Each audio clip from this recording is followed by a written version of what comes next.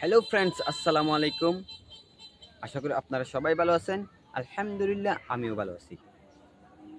গত ক্লাসে আমরা প্র্যাকটিস করেছিলাম সিঙ্গুলার নিয়ে, অর্থাৎ এক বচন নিয়ে। আজকে আমরা প্র্যাকটিস করব বহুবচন অর্থাৎ প্লুরাল নিয়ে। তো আমরা একবার দেখে নিই প্লুরাল শব্দগুলো অর্থাৎ বহুবচন শব্দগুলো। নাহনু, প্রথমটি হচ্ছে নাহনু। নাহনু অর্থ হচ্ছে আমরা।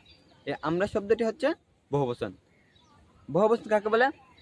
বা একাধিক কোনো ব্যক্তি বা বস্তুকে বোঝায়, তাকে প্লুরাল বলে, অর্থাৎ তাকে বহুবচন বলে।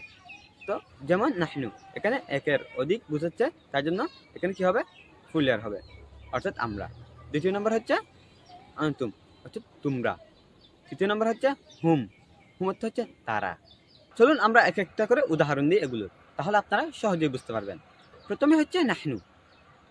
নাহনু শব্দের পরে যদি আপনি কোনো শব্দ বসাতে চান, তাহলে আপনাকে সেটিকে বহুবচন বসাতে হবে।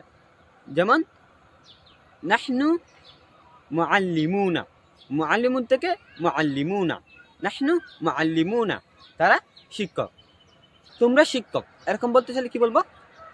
আনতুম মুআল্লিমুনা, তোমরা শিক্ষক। দ্বিতীয় নম্বর হচ্ছে তারা। তারা আমরা অনির্দিষ্ট করে বোঝাচ্ছি, তারা শিক্ষক। কি বলবো?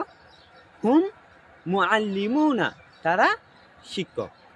আপনারা যত বেশি প্র্যাকটিস করবেন, আপনি সহজে আরবি ভাষায় কথা বলতে পারবেন। তাই জন্য আপনি যেখানেই যান, সেখান থেকে আপনি এক একটা সেন্টেন্স তৈরি করার চেষ্টা করবেন। দেখবেন আপনি সহজে আরবি ভাষায় কথা বলতে পারছেন। সবসময় একটা কথা মনে রাখবেন, যে আপনি জমিটি ব্যবহার করবেন, তার শব্দের পরে যেন বহুবচন হয়। আপনি যদি আরবি ভাষা শিখতেছেন, আরবি ভাষায় কথা বলতে চান, তাহলে আপনাকে সবসময় প্র্যাকটিস করতে হবে। আশা করি আপনারা সবাই বুঝতে পেরেছেন। আপনারা যদি না বুঝে থাকেন, তাহলে আমাকে কমেন্ট করে জানাবেন। আপনাদেরকে যতটুকু পারি ইনশাআল্লাহ ততটুকু বোঝানোর চেষ্টা করব। তো আসসালামু আলাইকুম রহমতুল্লাহি ওয়া বারাকাতুহু।